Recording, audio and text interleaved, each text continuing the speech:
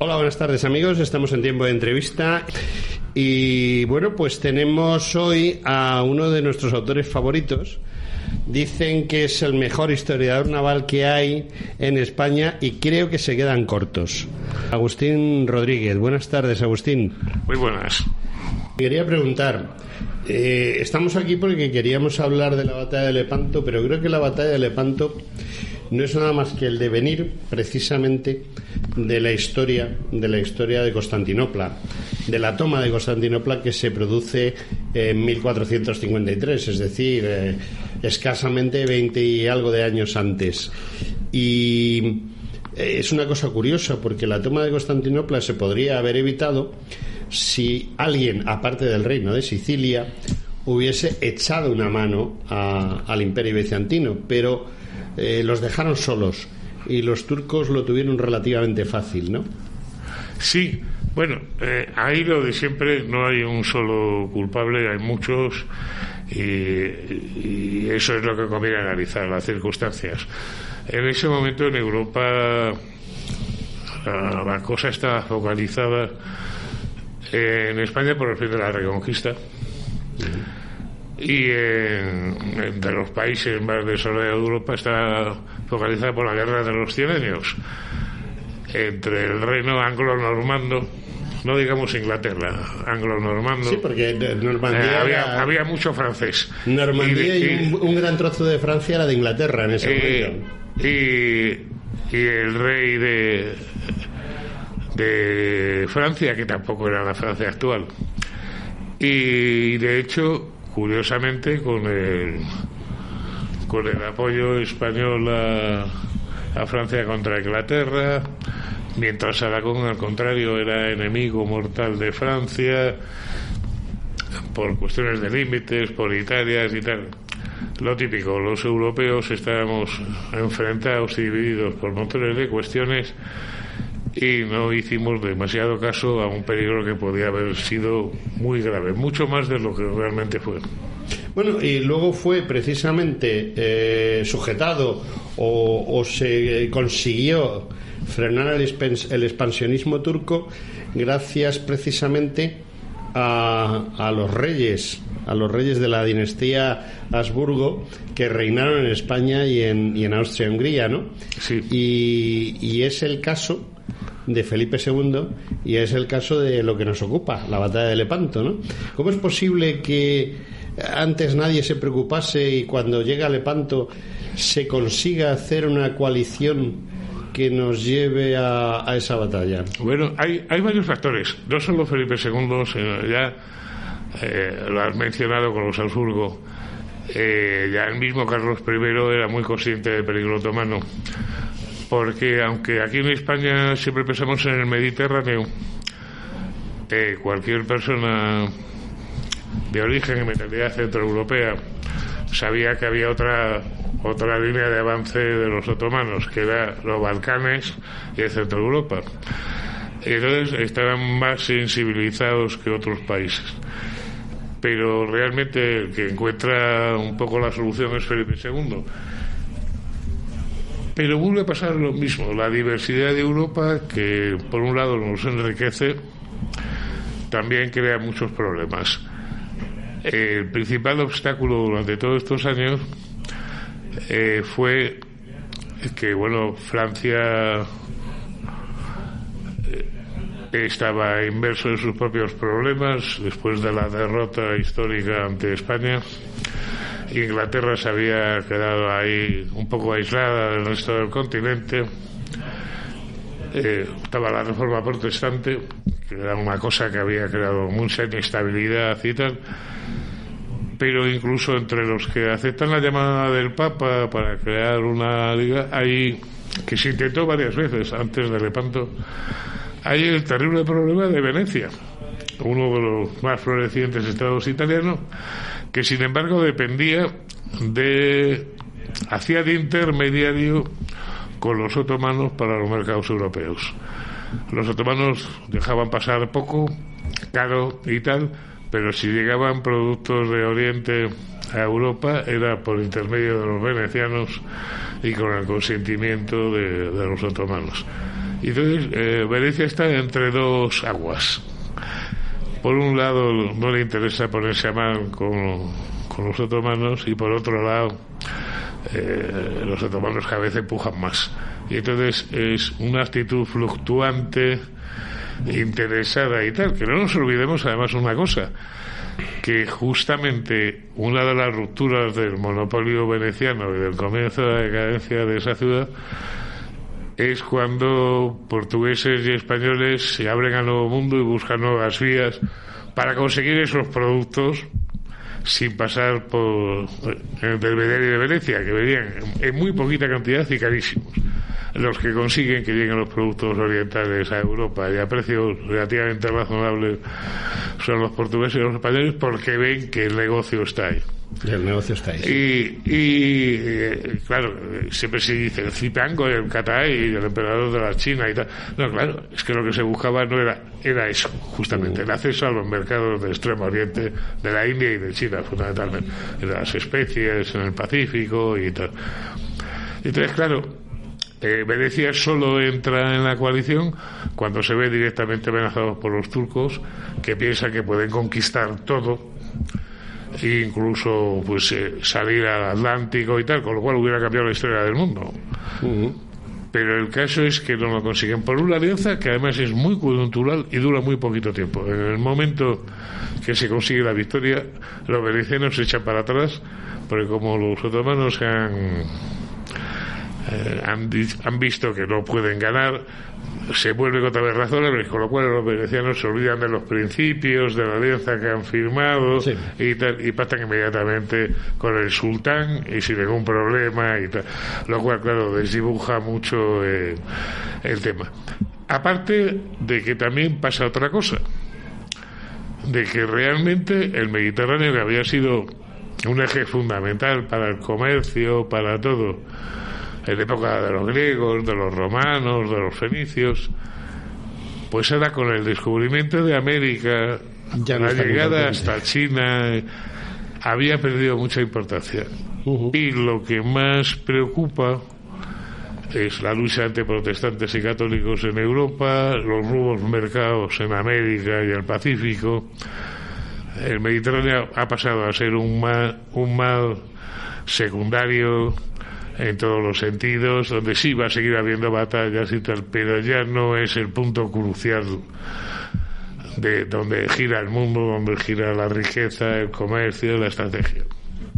Bueno, nos hemos metido un poco en harina y ya sabemos que existe esa batalla de Lepanto en el mar para frenar a los turcos, mientras que en tierra los tercios españoles en Budapest, luego en Viena, etcétera, consiguen lo mismo que se consigue en Lepanto, frenar al turco. Y yo quería que me hablases un poco de cómo surge la batalla, es decir, ¿por qué razón se llega a la guerra? ¿Por qué razón la guerra produce unas batallas? ¿Y por qué la batalla más importante es Lepanto? ¿Por qué se hace en Lepanto y no 50 kilómetros más al norte o al sur? Bueno, me estás preguntando muchas cosas y muy importantes. Venga, en principio la guerra se plantea porque el sultán decide atacar Chipre, la isla de Chipre, que estaba en posesión de Venecia. Digamos, un recuerdo de las cruzadas. Y eso es lo que pone en guerra. Entre Venecia, desesperada, pide auxilio. Pero el hecho es que los otomanos habían conseguido extender su dominio por todo el norte de África, hasta Argelia. Y nadie eran estados vasallos. Y entonces había una pinza, desde los Balcanes hacia el mismo sitio de Viena, es a finales del siglo XVII. Por tierra siguieron siendo peligrosos, pero por mar ya no lo eran. Y la otra pinza era por todo el Mediterráneo, hasta el estrecho de Gibraltar y tal, en una situación que además pues muy complicada para España, porque aquí seguimos teniendo los moriscos, que de hecho por esos años protagonizan la famosa guerra de los Alpujarras y tal.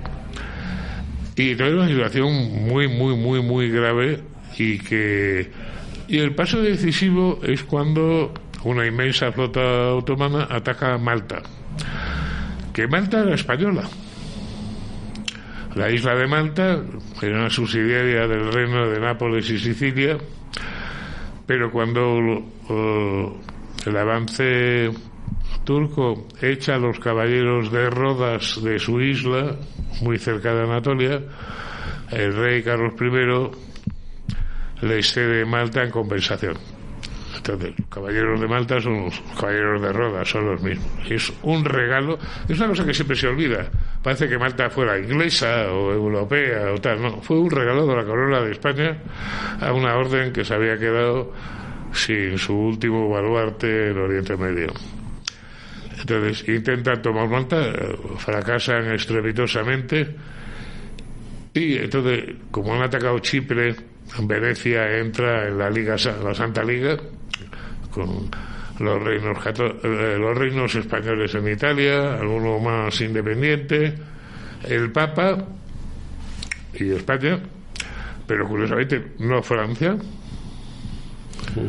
que con tal de enfrentarse con España ha llegado hasta pactos y alianzas durante todo el siglo XVI con los turcos, ni siquiera Portugal. Y entonces es los estados italianos, Venecia, que es independiente, Nápoles y Sicilia, que son españolas, y luego pequeños estados, más o menos en la órbita de España, y los estados papales. Y punto. El resto mirando. Alguno a título personal y tal. Y se forma la liga, y se forma una flota entre todos los participantes, mientras el resto de Europa está mirando. Le preocupan mucho más otras cosas. Y se pone bajo el mando, porque además con muchos recelos. Venecia y España habían sido competidoras por el dominio de Italia. Los estados italianos sabían de todo. Se pone bajo el mando de un hijo de Carlos I, de Juan de Austria, por ser la persona de más alto rango y tal, y para evitar rivalidades y tal. Y la flota aliada pues se dirige a Lepanto, y ese es un gran acierto por varios motivos, porque se va a buscar al enemigo. Con frecuencia en las guerras, cuando hay una alianza muy heterogénea, sucede que los aliados terminan peleándose entre sí, más que con el enemigo en común. Y dos, porque la gran ventaja de los turcos había sido la agilidad de sus maniobras y tal, más que el combate directo en sí. Era el sorprender al enemigo por la retaguardia, por un flanco, la agilidad maniobrera. Mientras que los españoles habíamos desarrollado una táctica completamente distinta, que era lo que se llamaba entonces guerra a la española, que era combatir muy de cerca, después de una preparación de artillería y de arcabuces y mosquetes, pasar al abordaje, y esa era la llave de la guerra naval en aquellos tiempos. Pensemos que entonces los cañones alcanzaban poco, que tenían muy poca puntería, que tenían muy poquita potencia, y la única manera de hacer daño realmente era combatir muy de cerca. Pero es que además los que pasaban al abordaje eran los tercios. Y los tercios es uno de los inventos más asombrosos que ha habido en la historia, porque a veces se nos olvida que los soldados españoles de los siglos XVI y buena parte del XVII eran gente que ganaba batallas en escenarios y contra enemigos tan distintos como puede ser el norte de África, Flandes, Alemania, el Adriático, América o Filipinas. Que lo mismo eran capaces de vencer a los genízaros turcos que a los samuráis japoneses, y sin ningún entrenamiento, digamos, especial. Era la propia capacidad de adaptación a escenarios, climas, situaciones y enemigos completamente distintos, con tácticas completamente distintas, armas completamente distintas. Y entonces lo que busca don Juan de Austria con muy buen criterio es el enfrentamiento directo. y mano a mano, sabiendo que tiene un buen instrumento y que puede vencer así. Nada de meterse como hacían los italianos, los genoveses y tal, a hacer maniobra y a ser útil. Es muy gracioso porque se repite una historia del mundo antiguo. Los otomanos actúan un poco como los cartagineses en su guerra naval con Roma, buscando la maniobra, buscando la pericia marinera y tal. Los españoles lo que hacen como los romanos, buscando el choque directo y el abordaje. Curiosamente, una de las cosas que nuestros competidores desde entonces han intentado evaluar, han dicho que los españoles estábamos atrasados porque combatíamos muy de cerca y pasábamos al abordaje, que es una táctica muy antigua, anacrónica y tal. Lo que es curioso es que más de 2 siglos después de Lepanto, con barcos que siguen hechos de madera, que se manejaban por velas o por remos, con cañones de avancarga, con pólvora suelta, Nelson, Ganao, Trafalgar, combatiendo borda con el enemigo a corta distancia y al abordaje. De hecho, el propio Nelson murió en Trafalgar de un tiro de un mosquete enemigo. Es decir, el tirador no debía estar ni a 30 metros. Pero eso es modernísimo. Si lo hacen 200 años antes los españoles, es una cosa anticuada, anacrónica, primitiva. Es realmente sorprendente. Es realmente sorprendente. Es una cosa que estamos viendo mucho en nuestra sociedad actualmente, que no es lo que se hace, sino quién lo hace. Si lo hacen unos es perfecto, maravilloso, revolucionario. Si lo hacen otros, es una antigualla inadecuada, símbolo del atraso. Es sorprendente. O sea que el mismo procedimiento por el que Nelson ganó Trafalgar está calcado por el que se ganó la batalla de Lepanto. Pero eso sí, luego hacen películas de piratas y los piratas son maravillosos porque saltan al abordaje. Los abordajes además no salen como las películas de piratas. Cualquiera que haya estado en un barco y con toda la tripulación de un barco de guerra sabe que hay cualquier cosa menos espacio. Y en un abordaje lo que menos había eran números circenses de gente pegando brincos y colgando de sogas y exhibiciones de esgrima, simplemente porque no había espacio material. Hay una cosa que se recuerda de los tercios, que la famosa consigna de que disparar el arcabuz a la distancia que la sangre del enemigo salpique. Eso es naval. Eso es naval, porque en la cubierta de un barco llena de enemigos no había manera de hacer esgrima, ni de florituras, ni cosas de estas. No. Te encontrabas con un muro de enemigos y tú eras otro muro, y había que abrirse paso materialmente. Entonces, por eso era disparar a bocajarro. Para abrirse paso. Entonces, para abrirse paso. Por ejemplo, otra diferencia que hay, eran los mismos soldados. En tierra, los soldados llevaban picas largas, de 3 metros y más. Y más. Y más. Las picas españolas siempre han sido las más largas. Y más. En los barcos no. Porque nunca estabas a esa distancia.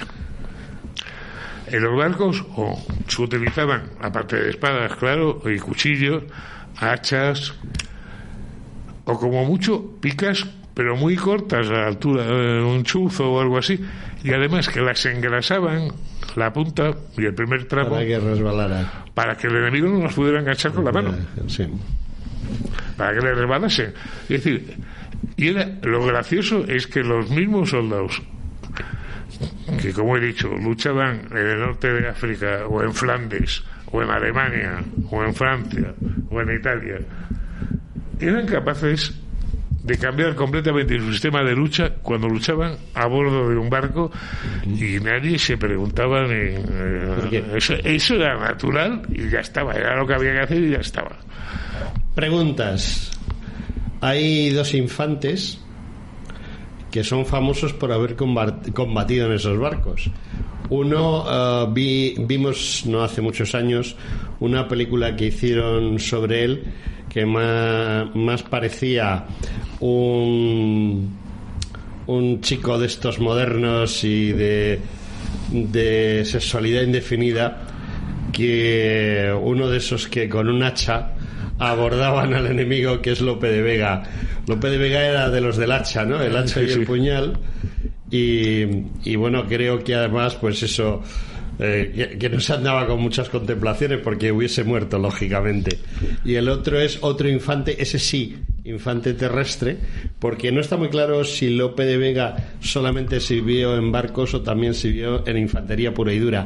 Pero Miguel de Cervantes había sido soldado del tercio de Nápoles, del tercio de Sicilia, y era infante de infantería, no de infantería de marina, y luchó en Lepanto. Bueno, los hombres que estaban en Lepanto, ya estamos con esa terrible disquisición que a punto ha estado es la que me estaba llevando la contra, de crear una guerra civil en España. España. ¿Qué fue antes, la infantería de marina o la infantería? Otra cosa que nos enseña la historia, a contemplar las cosas no con los ojos que tenemos hoy, sino con los ojos que tenían entonces. Por eso entonces, realmente tenían la muy sana idea los militares españoles del siglo XVI, que ellos no eran militares de tierra ni de mar, eran gente que luchaba por su rey y por su religión donde les mandaba.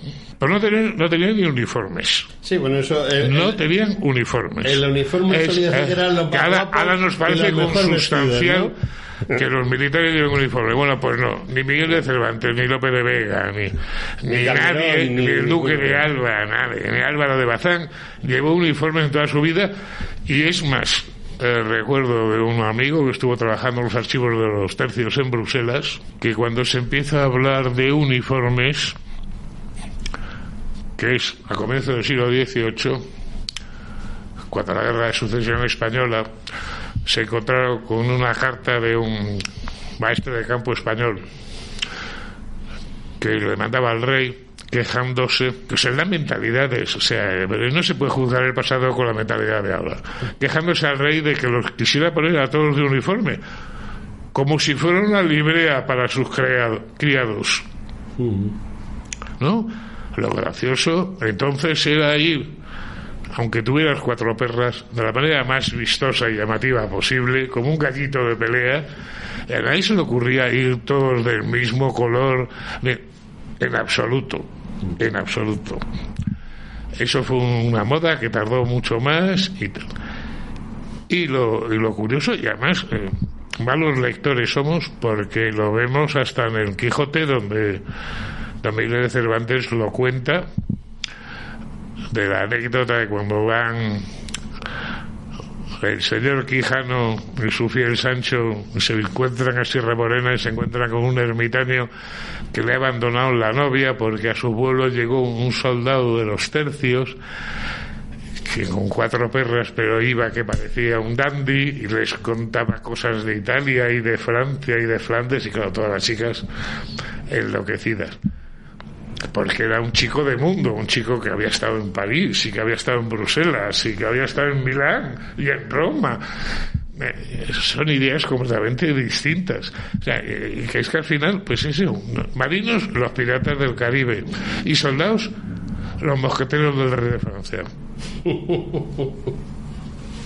Y lo más gracioso es que lee uno cualquier libro de esa época, de militares españoles de esa época, y los mosqueteros del rey de Francia, una panda de chicos bastante aburridos y bastante sosos, porque cualquiera que haya leído las memorias de Contreras o de cualquier militar español del siglo XVI y del XVII, cualquiera hizo más que los 4 mosqueteros juntos, de las buenas, de las malas y de las regulares. O sea, eso es una versión desteñida y adecuada al gusto popular del siglo XIX y tal, pero en absoluto es la realidad. Bueno, en absoluto, es más, es que curiosamente además Francia, que había sido derrotada durante más de un siglo por España, cuando requiere su ejército, lo hace muchas veces, y los mosqueteros lo son, intentando imitar el modelo español. Oye, nos hemos olvidado de Lepanto, estábamos hablando de Lepanto. Es curioso, el jefe teórico español era don Juan de Austria, el jefe, digamos, político, pero como siempre hay un jefe militar que es Álvaro de Bazán. Y en el lado contrario está un tal Ali Bajá o Ali Pachá, no sé exactamente cómo se pronuncia, Ali Bajá, ¿no? O Bashá. Ali Bajá. Ali Bajá. Entonces, todos tienen fama de ser los mejores en su momento, pero algo tiene que primar en don Álvaro de Bazán, que indiscutiblemente es el estratega y el táctico del momento, porque había igualdad en cuanto a número de... O sea, el número de galeras españolas y... Bueno, galeras de la Santa Liga y otomanas y galeazas y fragatas y demás es prácticamente la misma, ¿no? Sí, bueno, es que la gran ventaja es eso, que hay igualdad. Hay un gran táctico que es Álvaro de Bazán, que además es un gran líder y un buen consejero. Y luego don Juan de Austria pues no tenía su experiencia, pero como líder era muy bueno. Era un hombre que estaba abierto a los consejos, era un hombre que sabía llevar a la gente, un hombre muy simpático, muy cordial y creó buen rollo. Cuando había muchas rivalidades, como en todas las alianzas, entre genoveses, venecianos, Dios mío, si pasa hoy, decimos de España, pero baje usted a Italia y ponga usted juntos a uno de Nápoles con uno de Milán o con uno de Venecia. Lo he visto. Decimos de España, pero ojo, por ahí. Y entonces, efectivamente, se juntaron dos muy grandes jefes. Don Juan de Austria más por el lado personal y don Álvaro de Bazán más por conocer un poco el percal. Y por el lado turco era más un jefe más político, era más... político en el mal sentido, era más hijo de altas familias y tal, y no tan experto. Y lo que les sucede a ellos es que lo que tienen es o ese tipo de jefes o los que eran corsarios, muy buenos para lo suyo, para ser corsarios, pero como generales dejaban que desear. Y el gran acierto es eso, es buscar el clinch, el buscar el cómo te hace, y sobre todo el ir a buscar a su base, que luchan en el Golfo de Lepanto, en aguas confinadas, donde los turcos no podían maniobrar. Sí, para que se convierta en el mano a mano. Y recordemos que los turcos, pues por ejemplo, una de las grandes innovaciones que todavía se nos niega, y una de las grandes ventajas de los tercios, es la primera vez que la infantería dispone mayoritariamente de armas de fuego individuales. Nos han contado 500.000 historias de los arcos ingleses y no sé qué y de tal. Pero lo que realmente es decisivo es el fuego individual de los soldados y en descargas. Y además de una manera muy curiosa, que normalmente nunca se explica. No es disparar una descarga y ya está. No, es disparar de forma alternativa, para que mientras unos disparen otros puedan recargar y que el fuego sea constante. Sí, porque si no el enemigo aprovecha. Si haces una única descarga, como sabes que se han quedado sin, y en aquella época costaba recargar un arcabuz, 5 minutos, nada tiempo, es el momento de atacar. Bueno, la sorpresa de los turcos, cuando después de la descarga piensan que vuelven a atacar y de repente les viene otra salva de cañonazos y de arcabuces, que además hasta mata más gente porque está más cerca y se han descubierto más. Entonces, eso es. Y no porque se hayan hecho grandes tratados, estudios. Probablemente una de las cosas a las que podemos gozar los españoles, sobre todo cuando era una cosa voluntaria, que la gente iba porque quería, para abrirse paso, y tremendamente rápidos para captar lo más conveniente y tal. No para hacer un tratado teórico de 1000 páginas, donde eso es más de otros pueblos. Y también tiene su mérito, no lo niego, pero los españoles es sobre todo la práctica diaria y cotidiana y el sentido común y el decir lo que digo. Y algo así tiene que funcionar cuando desde los samuráis japoneses, los indios americanos, holandeses, alemanes, franceses o turcos o moros, algo de eso debía haber, si no, no se explica, porque manuales no había y vídeos para enseñar a los soldados cómo tenían que duchar tampoco. Era el sentido común, que por desgracia últimamente parece el menos común de los sentidos. Efectivamente. A mí me llaman la atención varias cosas. Una es que, curiosamente, bueno, hay igualdad en cuanto al número de barcos y en cuanto al armamento y demás. En cuanto al número de hombres hay una diferencia mínima. Y sin embargo mueren 10.000 cruzados o 10.000 hispano-venecianos y sin embargo mueren 40.000 otomanos. Es una diferencia brutal, que es debido a lo que tú explicabas del sistema de combate.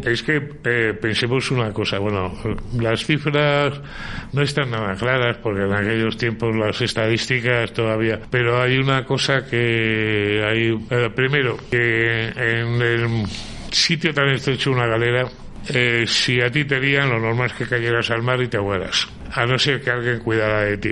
Entonces, claro, los perdedores tenían que tener... También había la costumbre y eso ha sido universal, es una cosa que se oculta en la historia militar, de rematar a los moribundos también.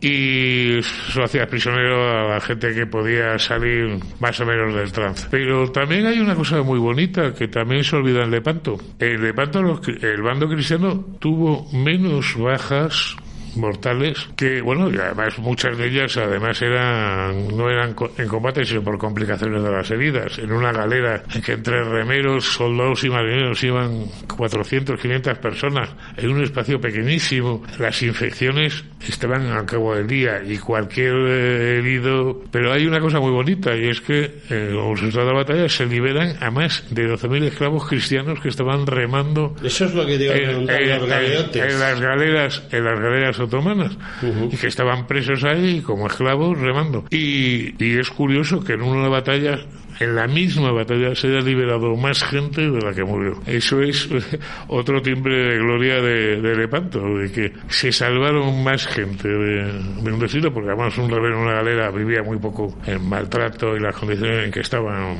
Incluso un chaval joven y fuerte aguantaba 3 años, 4 o 5 como mucho, y luego parecía, si es que aguantaba, parecía su propio abuelo, mientras que en Lepanto resulta que aunque hay un alto precio en víctimas, siendo un combate cuerpo a cuerpo, pues es inevitable, resulta que hay un número mucho mayor. Pero es que además pasó otra cosa realmente muy bonita, y es que don Juan de Austria pidió a los remeros cristianos, que normalmente lo eran por delitos, en el caso de Venecia no, en el caso de Venecia no solían ser por delitos, solían ser trabajadores. Me imagino cómo tenía que estar una persona para ser remero. Pero en España lo normal era un delito grave, pues la condena a galeras. Y curiosamente don Juan de Austria les promete y lo cumple, de que a todos los remeros cristianos que se hayan portado bien en la batalla, que hayan ayudado, los da la libertad. O sea, hubo muchos muertos, pero hubo entre los remeros cristianos liberados y los remeros cristianos en manos de los otomanos, que también fueron liberados, fue de las pocas batallas que ha producido más alegría que pena. Oye, hay una cosa que me llama a mí poderosamente la atención, y es que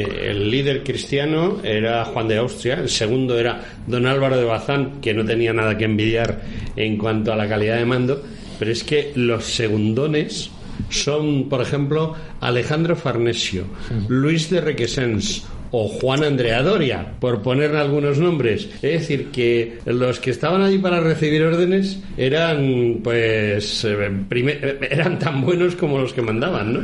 Sí, aunque hay muchas diferencias personales en montones de cosas.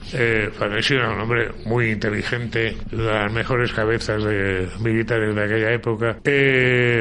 Requesens era más político, era más hombre de corte, y Juan Andrea Doria, el hijo del grande, ese es harina de otro costal. Era una mentalidad muy italiana, era un condottiero, estaba más atento al negocio que a la pelea. Y de hecho el único que mete un poco la pata es Doria, por querer ponerse a maniobrar con los turcos y por poco la lía.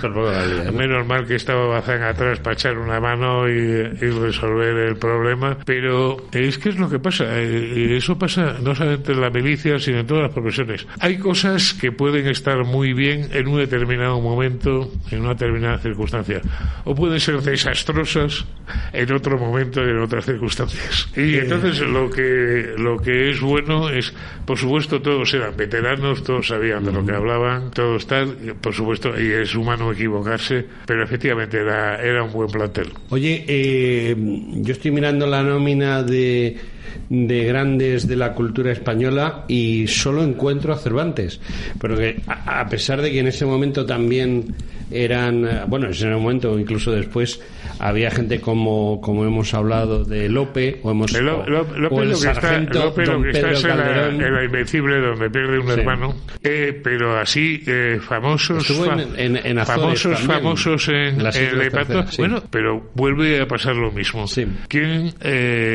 Inglaterra no puede decir eso mismo de Shakespeare. No. Por ejemplo. Entonces, aparte de Cervantes, ¿quién más famoso estuvo en Lepanto?